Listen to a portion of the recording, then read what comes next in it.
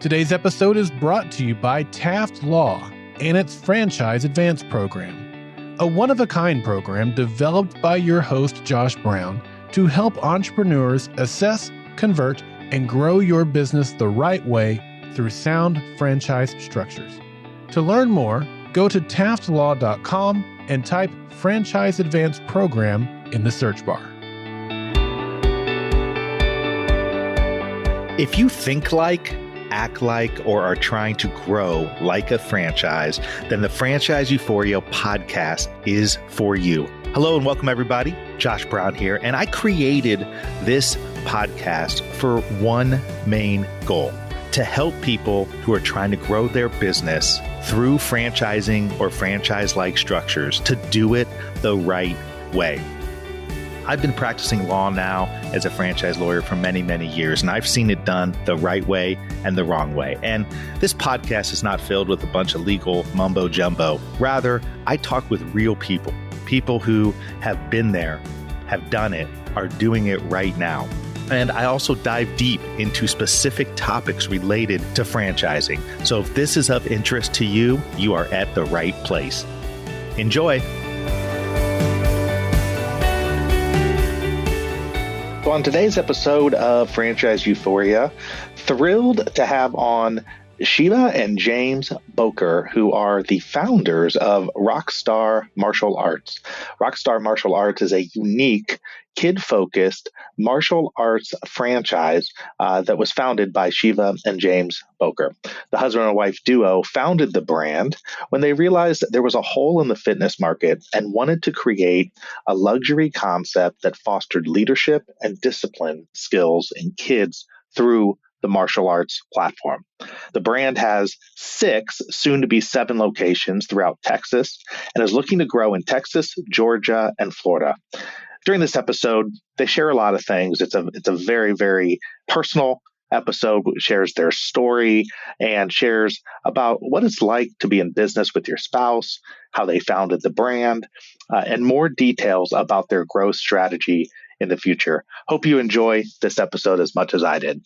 Hello, James. Hello, Shiva. Welcome to Franchise Euphoria. How you doing? Doing good. Hi, Josh. Thank you. Pleasure meeting you. You guys are a husband and wife duo that founded a franchise called Rockstar Martial Arts, which we're going to talk about today, and excited to learn more about this concept.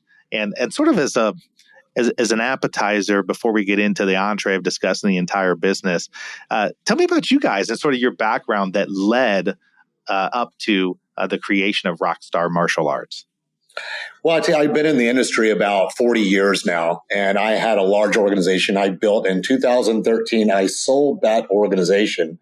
At that point in time, my wife came to me and she's like, well, I want to build something. And I'm like, what do you want to build? And she's like, well, I want to build what you built, but I want it to be nicer, cleaner, more boutique, more upscaled. I'm like, okay, what does that look like? And that's where she came in. I think to take it back even a little bit further, James grew up doing martial arts and it really impacted him. And I didn't start martial arts till I was 18. I grew up extremely overweight, unhealthy, no self-esteem, no confidence. And I enrolled myself in kickboxing when I was 18, really just to lose weight. And I got so many more benefits from it. And that's how I met James. He was actually my instructor at the time.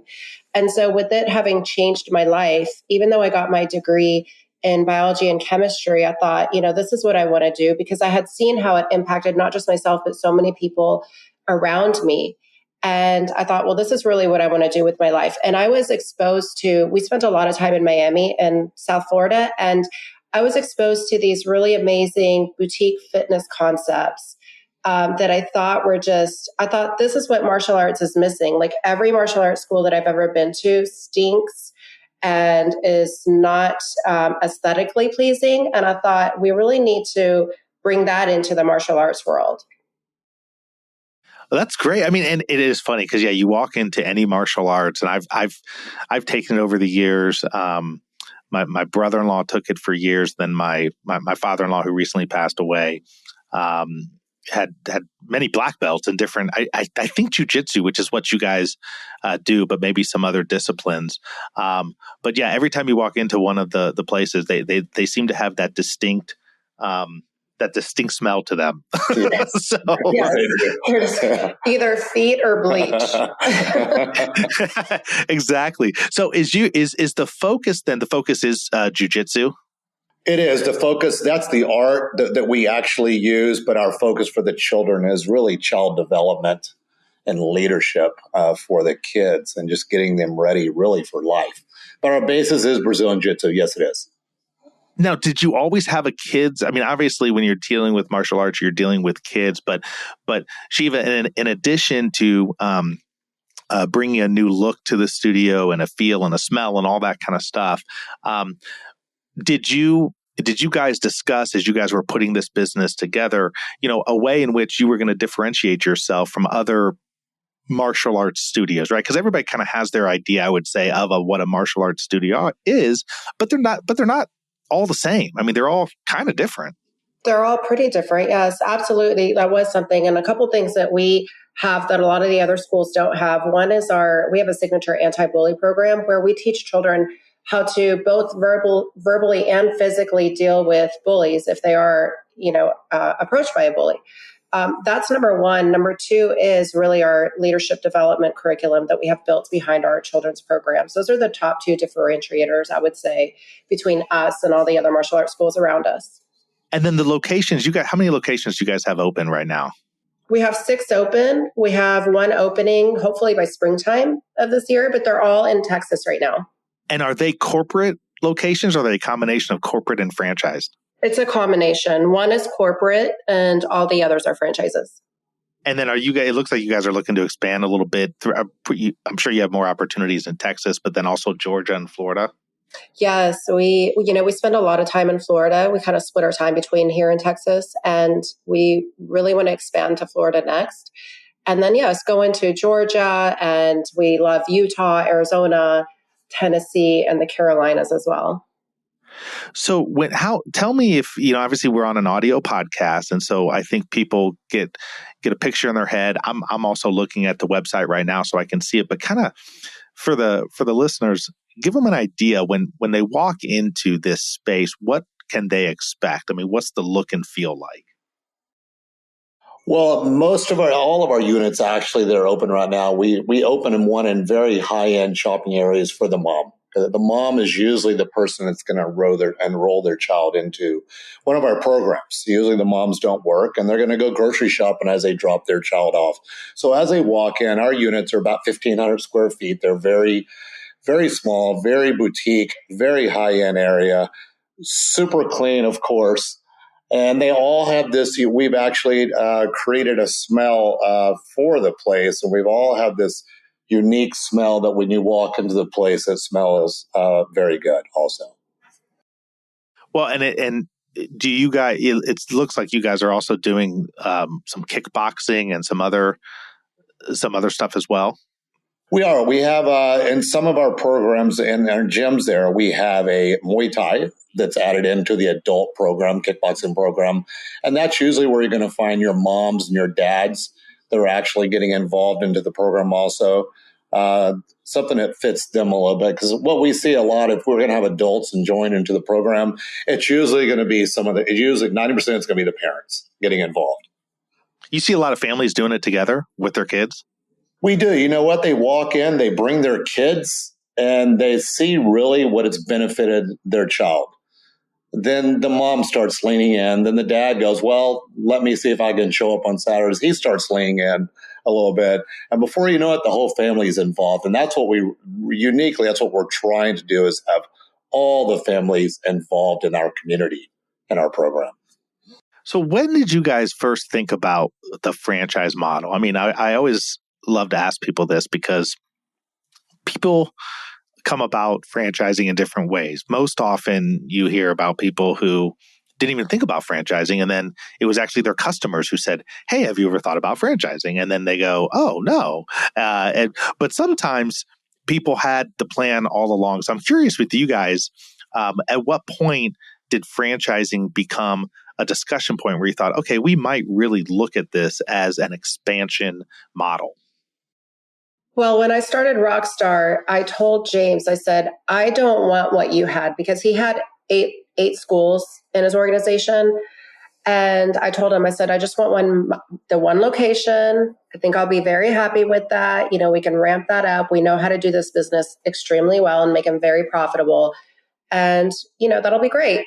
But I think one, it's just in both of our bloods to want to grow things. And two, I did, after less than a year of being open, I started having clients come to me like, this is such a great concept. How can we have one of these? And so I actually started out licensing schools. And after a couple, James said, you know what, let's do this right. And let's just franchise it. If we're going to grow this, let's grow it and let's start franchising. But we didn't actually start franchising until 2019. What was that process like? I mean, there's people who are listening who are, thinking about franchising their business, and everybody kind of has their own idea of what franchising is, but you never truly know until you go into it and actually do it. So there's the process. I've never worked with anybody or heard anybody say, "Oh yeah, everything went perfectly well." So talk about that whole experience of turning your business into a franchise. Well, where should I start? I don't know if we have enough time for me to really get into that. No, but I can tell you it was us starting all over again. And what I knew from speaking with some of the people and some of my mentors out there was to have a great infrastructure, build a great systems inside this thing can run without you, that's duplicatable over and over again, just not from you guys, but someone else can do it and make them very simplistic systems that people can understand. That was the first thing to do, is start building the infrastructure around what it's going to look like with us not being there. Pause there for 1 second. People don't understand how hard that is in a business. That's hard to do. Most difficult part you'll ever do, because it's really got to come from you and your vision and what you're expecting this thing to look like, not just with one or two. What is it going to look like with 100, 150, 500 to 1,000? And that's very hard to vision unless you're able to go, okay, let me speak with someone that's been there before and done it. What does it look like? And so much growing pain just getting from 1 to 2, then 2 to 4, then 4 to 6 to 7 to 8, right? There's so much growing pain. But I can tell you, having the infrastructure, the systems in place, the vision, and working backwards from that is probably one of the most important things you can have to run a successful, what I've seen so far is run a successful franchise. Shiva, what are your thoughts? Like he said, I really felt like we were starting all over. It's an entirely different business. It's like we went back to school again. We were so good at running our, individual locations. And then when we franchised, I said, this is an entirely different world that we were being exposed to. And I really thought that, franchising, not a big deal. This is going to be easy. We know how to do these schools great. And there were a lot of challenges that we faced. But I will say, for people that are looking to franchise, is to really go and network with people that have been there and done that. That's really helped us so much, is going to like the IFA shows and, all these. I went to the Springboard in Philly and just made great connections, and the people they want to help you. And I found some great mentors through, going to those shows. Yeah, I think it's so important. I mean, so many, irrespective of what the other franchise companies are, I mean, in all likelihood, they're totally different concepts. They're in totally different genres. But the point is, you guys are all going through something similar. And, I think one of the biggest things that I'm sure you guys experienced was when you go from one operation to now thinking about many, your entire outlook has to change. And because you're not just focused on that one location. Now your job is to focus on how you help support all these other locations. And, and then when you have more than one location open, you start really realizing the holes in your processes and systems, because it's easy to cover it up, or not even cover it. It's easy to not even recognize that they're there when you're always at the business. Absolutely. And so I see that with a lot of entrepreneurs, and it's one of those things that you can't just go study something and be good with it. You actually have to go through that experience and just recognize that, hey, okay, so, I can't be in two places at the same time. And here's the best, most efficient way to provide that support. Talk about, too, the offerings. I'm curious because, excuse me, I'm curious because you guys might say, no, we didn't shrink it down at all. But oftentimes when you're franchising, you got to take a real inner look and say, okay, here's the things we're trying to offer and trying to provide. But really, the majority of our revenue is coming from this or this or this. So what are we going to cut to streamline this? Did you guys go through that exercise? We did. We first went to it. Our big thing is real estate, right? Real estate was all over the board. And, the last couple of years, even commercial went to the roof, because our locations used to be, or my old locations used to be 2,500, 3,000 square feet. For the same thing we're paying for the 1,200, 1,400 square foot model now. So that was one thing we downsized to make sure we fit the model and fit the numbers correctly. Another thing is how we trained our staff and how we trained our coaches on. We created Rockstar University, which streamlined them along, where they have continuing education across the board. So everybody was trained in a right way, instead of like we training 1, training 2, training 3. A lot of things we learned again the last few years just from the pain of growing. A lot of people going, hey, you're going to have to go through this yourself to understand how to fix some of the situations inside the systems in the company itself. So the big one was real estate, because it got so expensive for a while. We're like, hey, how come we're going to be able to run this model with real estate numbers going through the roof?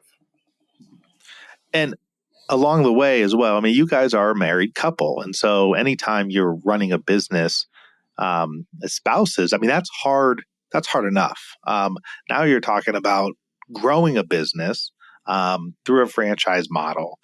Can you talk about that? I mean, how's that been for you guys? There's certainly been challenges. When I first had this idea about Rockstar and wanting to do it a different way than James had previously done it, we butt heads. That first year was, I would say, the toughest year of our marriage. We certainly butt heads that year. But as we both came along and got on the same page and started to grow this together, I think James and I, we really are best friends, and we spend, a lot of time together, all the time together, but we prefer that. We love it, actually. And we're just so opposite. Our personalities are opposite. Our strengths and weaknesses are opposite. And so we're really yin and yang, and we work so well together. For us, luckily, it's been amazing. We have a lot of people that are like, I could never work with my husband or wife. But for us, we love it. I mean, we sit down, and he's like the creative and the visionary, and I can sit down and get tasks done, So it's worked for us perfectly. Yeah, I think you have to have that I think you have to have each person bringing something different to the table. Right. I mean, or otherwise there's too much of a clash, it seems like. And especially if James is the one being more the creative idea person, and you come in and say, okay, we can work with this, we can't work with that. And then coming to a compromise, those type of scenarios can work well.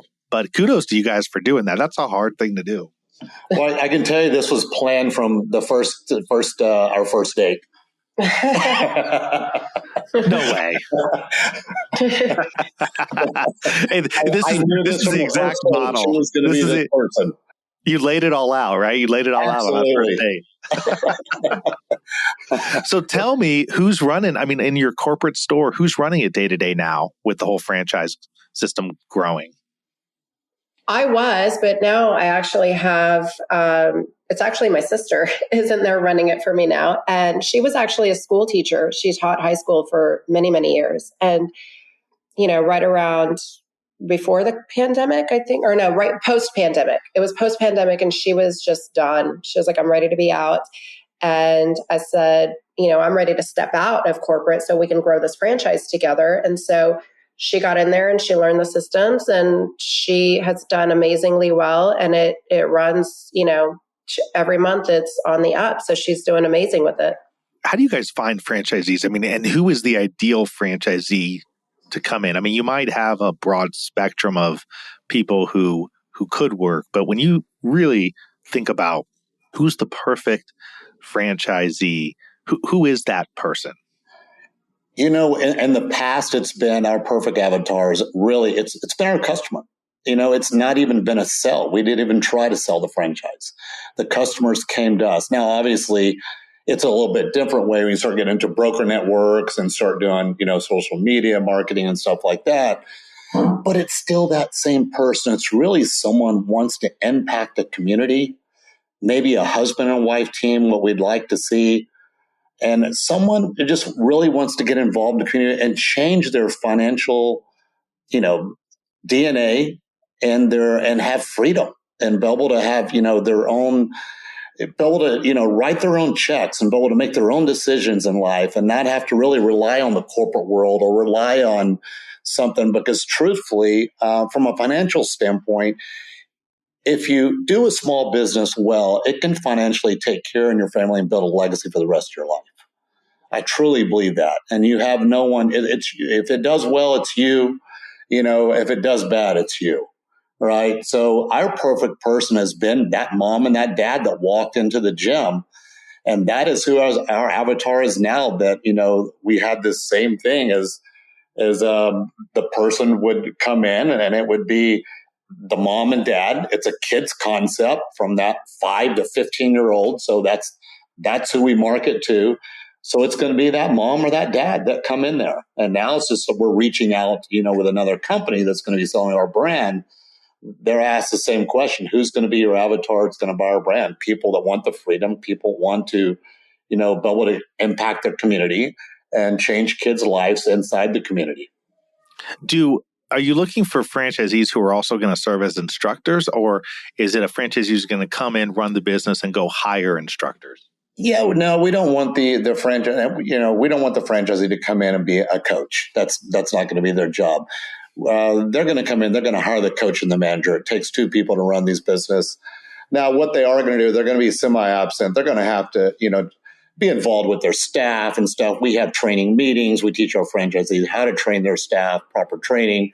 But we want them involved, not coaching, not the everyday to-day business unless they choose to do that. But it will be a semi-absent.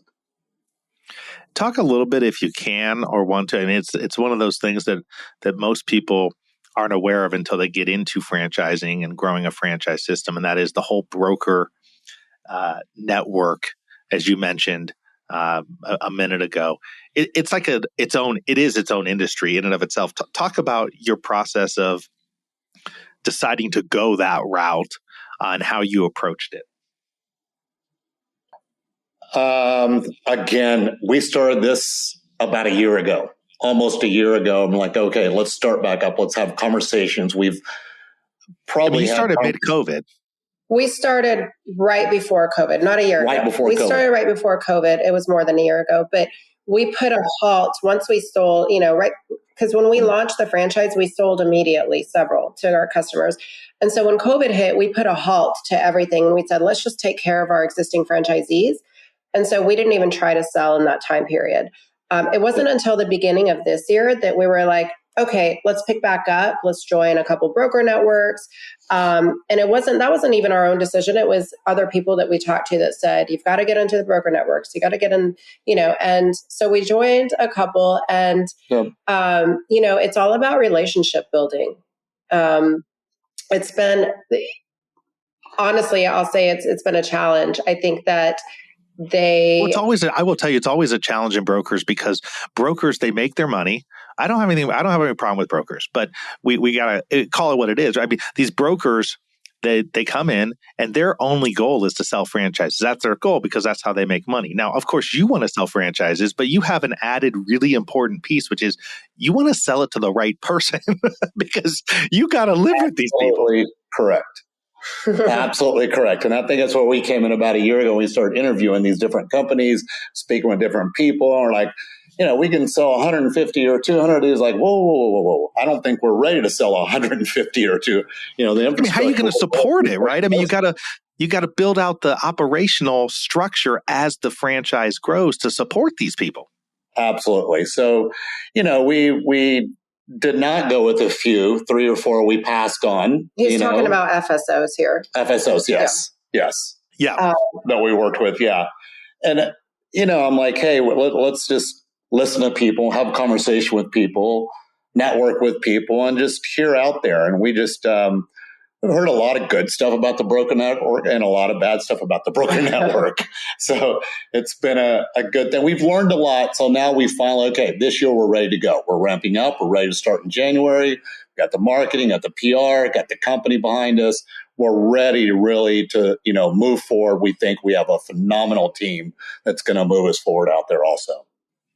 And are you looking for multi-unit? A lot of franchise systems, they'll take the single unit if it makes sense, but ultimately they're looking for multi-unit type development and relationships. Is that how you guys are looking to grow? Yes, we are. That's exactly what we're looking for. Well, I really think the concept is really interesting. I love your unique take on it. Love the background story. And, it's always interesting with martial arts because at the end, there's such a fitness component to it, but as you said, Shiva, the discipline and the confidence and those sorts of things that you can help instill in the kids and their parents too, is really great, and it has lifelong impact. I remember when I was a kid, I remember my karate instructor. You remember those things and learning that discipline, so it sticks with you throughout your life. And I really appreciate you guys taking the time to come on and share for a few minutes. If anybody wants to learn more, you can go to rockstarmartialarts.com, rockstarmartialarts.com. Is there any place else that people can go to learn about this system? Yeah, you can go to rockstarmartialartsfranchise.com also. That's our franchise website. The other website was our gym's website. You can find us obviously on Instagram also at the Boeckers, and both of our names also. We have Instagram accounts and Facebook accounts. You can find us also if you'd like to ask any questions to us. Well, as we finish up, I got one final question for each of you. Tell me, and James, we'll start with you.